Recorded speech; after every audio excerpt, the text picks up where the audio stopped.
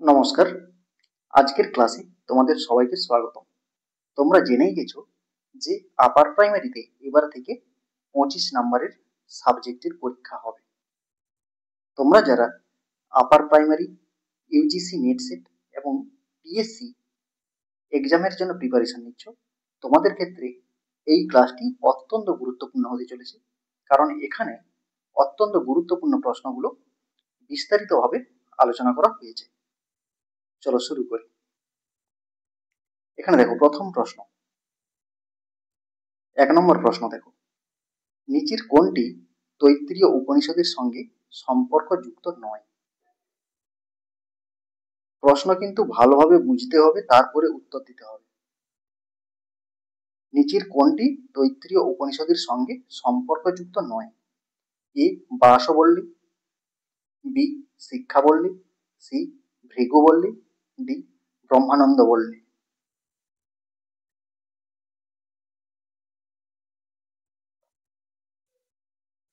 এখানে তৈত্তিরীয় উপনিষদ কোন বেদের উপনিষদ? কৃষ্ণ যজুর্বেদ বা তৈত্তিরীয় সংহিতার উপনিষদ। এই তৈত্তিরীয় সংহিতার আরণ্যক হচ্ছে কি? তৈত্তিরীয় আরণ্যক।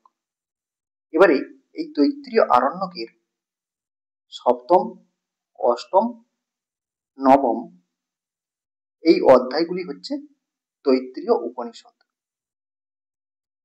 এবারে এই তৈত্তিরীয় উপনিষদ 3টা বল্লীতে বিভক্ত। কোন কোন? শিক্ষাবল্লী, ভৃগুবল্লী আর ব্রহ্মানন্দ বল্লী, এই 3টা। তাহলে সম্পর্কযুক্ত নয় কোনটা? অপশন এ ব্যাসবল্লী। এরপরে দেখো 2 নম্বর প্রশ্ন,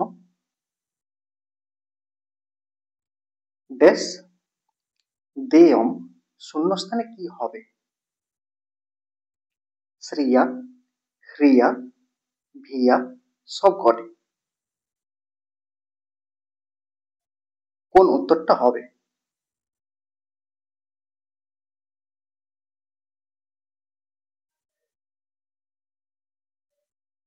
এখানে দেখো সবকটি হবে।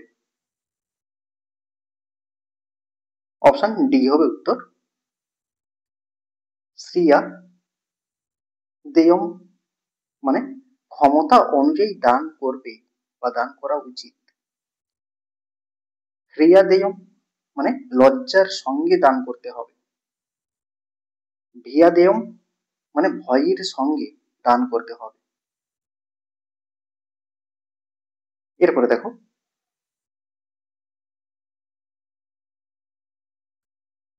3 নম্বর প্রশ্ন দেখো, ঋগ্বেদের অন্তিম সূক্তের নাম কি? ঋগ্বেদের অন্তিম সূক্তের নাম কি?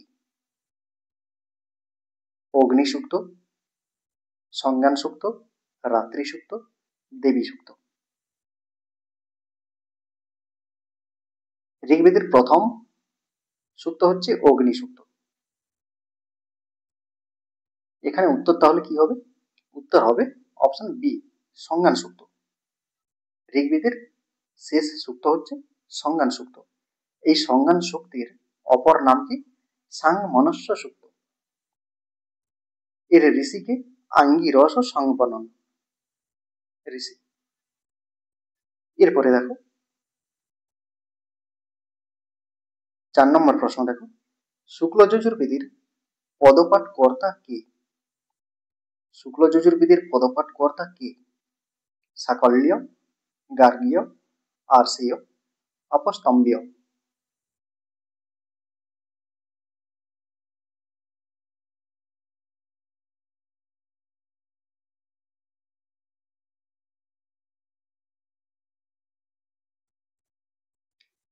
সাকল্য হচ্ছে কোন বেদের?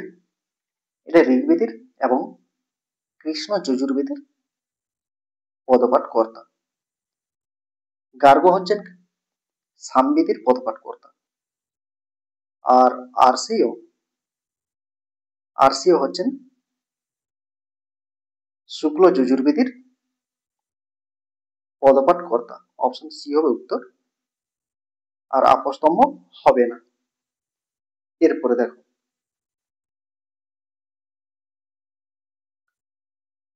5 নম্বর প্রশ্ন, সম্রাট অভিজ্ঞান শকুন্তলম নাটকের কোন অঙ্কে উপস্থিত ছিলেন? চতুর্থ অঙ্কে, তৃতীয় অঙ্কে, ষষ্ঠ অঙ্কে, পঞ্চম অঙ্কে? সম্রাট কোন অঙ্কে উপস্থিত ছিলেন? অপশন ডি, পঞ্চম অঙ্কে। সম্রাটকে তিনি রাজপুরোহিত, দুষ্যন্তের পুরোহিতের নাম হচ্ছে সম্রাট। এরপরে দেখো 6 নম্বর প্রশ্ন, অভিজ্ঞান শকুন্তলম নাটকের সপ্তম অঙ্কে কোন রস দেখা যায়? এখানে বলেছে সপ্তম অঙ্কে কোন রস দেখা যায়? শৃঙ্গার, করুণ, শান্ত, কোনটি নয়?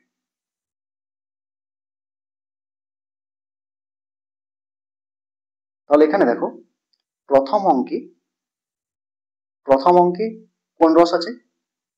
প্রথম অঙ্কে শৃঙ্গার রস আছে, দ্বিতীয় অঙ্কে শৃঙ্গার রস, তৃতীয় অঙ্কে সেখানেও শৃঙ্গার রস। এবারে চতুর্থ অঙ্কে করুণ রস, পঞ্চম অঙ্কে করুণ রস, ষষ্ঠ অঙ্কে করুণ রস, সপ্তম অঙ্কে হচ্ছে শান্ত রস। অভিজ্ঞান শকুন্তলম নাটকের সপ্তম অঙ্কে শান্ত রস দেখা যায়। এখানে 7 নম্বর প্রশ্ন দেখো, কুমার সম্ভবম মহাকাব্যের মঙ্গলাচরণ কি ধরনের? এ বস্তু নির্দেশক, বি নমস্কারাত্মক, সি নায়ক প্রধান, ডি নায়িকা প্রধান? এখানে এই দুটো অপশন তো হবেই না। এখানে দেখো বস্তু প্রধান, হ্যাঁ, মানে বস্তু নির্দেশক মঙ্গলাচরণ এখানে দেখা যায়। এরপরে দেখো 8 নম্বর প্রশ্ন, শ্রীমদ্ ভগবদ গীতার অধ্যায়গুলির নাম কি? কাণ্ড, পর্ব, যোগ, সর্গ? এর উত্তর যোগ। কাণ্ড রামায়ণের অধ্যায়গুলোর নাম, পর্ব হচ্ছে মহাভারতের অধ্যায়গুলোর নাম, আর সর্গ হচ্ছে মহাকাব্যের অধ্যায়গুলোর নাম। এরপরে 9 থেকে প্রশ্ন দেখো, শ্রীমদ্ ভগবদ গীতায় মোট 85টি শ্লোক কে বলেছেন? শ্রীকৃষ্ণ, অর্জুন, সঞ্জয়, ধৃতরাষ্ট্র? এখানে দেখো শ্রীকৃষ্ণ 574টি, সঞ্জয় 40টি, ধৃতরাষ্ট্র 1টি, আর অর্জুন 85টি। উত্তর হবে অপশন বি, 85টি। এরপরে দেখো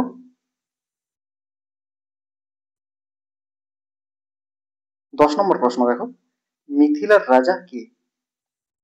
প্রহার বর্মা, রাজহংস, মানসার, রাজবাহন? রাজবাহন হলেন রাজহংসের পুত্র। এবারে রাজহংস কোথাকার রাজা? রাজহংস হচ্ছেন মগধের রাজা, তার মানে রাজবাহন ও মগধের। এবারে মানসার কোথাকার? মানসার হচ্ছেন মালব দেশের রাজা, তার মানে উত্তর হচ্ছে অপশন এ, প্রহার বর্মা। প্রহার বর্মা মিথিলার রাজা। এরপরে দেখো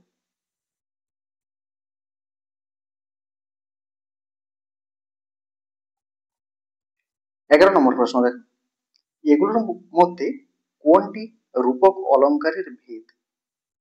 পরম্পরিত, সাঙ্গ, নিরঙ্গ সবকটি।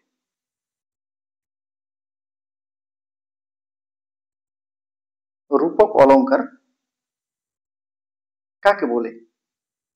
এখানে সাহিত্য দর্পণকার বিশ্বনাথ কবিরাজ রূপক অলঙ্কার সম্পর্কে কি বলেছেন? রূপকং রূপিতা রূপ বিষয়ে নিরপন্নবে, অর্থাৎ কি সাদৃশ্যবশত উপমেয়তে উপমানের যদি অভেদ আরোপ হয় তাহলে সেখানে কি হবে? রূপক অলঙ্কার হবে। যেমন কি কাব্যম অমৃতম, এখানে কাব্যই হচ্ছে অমৃত। এখানে দেখো এই দুটো শব্দের মধ্যে কোনো ভেদ হচ্ছে না, হ্যাঁ, অভেদ আরোপ হয়েছে, তাই এটা হচ্ছে রূপক অলঙ্কার। এই রূপক অলঙ্কার তিনটা ভাগে বিভক্ত, একটা হচ্ছে পরম্পরিত, আরেকটা হচ্ছে সাঙ্গ, আরেকটা হচ্ছে নিরঙ্গ। তার মানে উত্তর হবে সবকটি। এরপরে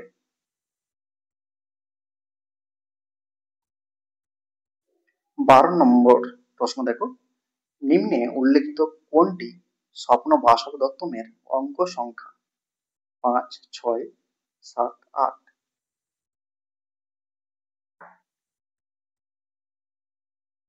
অপশন বি 6। এরপরে দেখো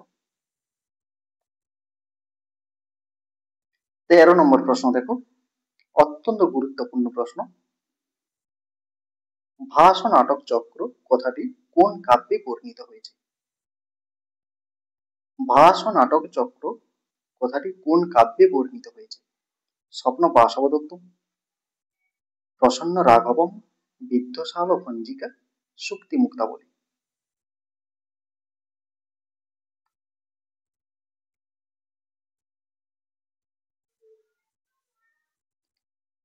এর উত্তর হবে অপশন ডি সুক্তি মুক্তাবলী।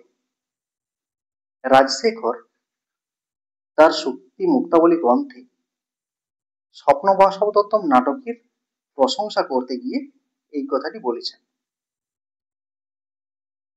এরপরে দেখো 14 নম্বর প্রশ্ন, রাজা রাজ্যম ড্যাশ শূন্যস্থানে কোন উত্তরটি যুক্তিযুক্ত?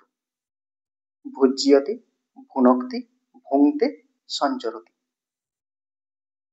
এখানে দেখো ভুজ্যতে এখানে কর্মবাচ্যের রূপটা প্রয়োগ হয়েছে, আত্মনে পদের রূপ। এখানে তো কর্মবাচ্য নেই। এবারে ভুনক্তি, ভুনক্তি মানে কি রক্ষা করে, আর ভুংতে মানে ভক্ষণ করে, সঞ্চরতি মানে বিচরণ করে। তাহলে কোন অর্থটা আসছে? ভুনক্তি। রাজা রাজ্যম ভুনক্তি। এরপরে প্রশ্ন দেখো 15 দাগে, লুট ঘয় 3 প্রত্যয় যুগে কোন বিভক্তি হয়? পঞ্চমী, সপ্তমী, ষষ্ঠী, তৃতীয়া।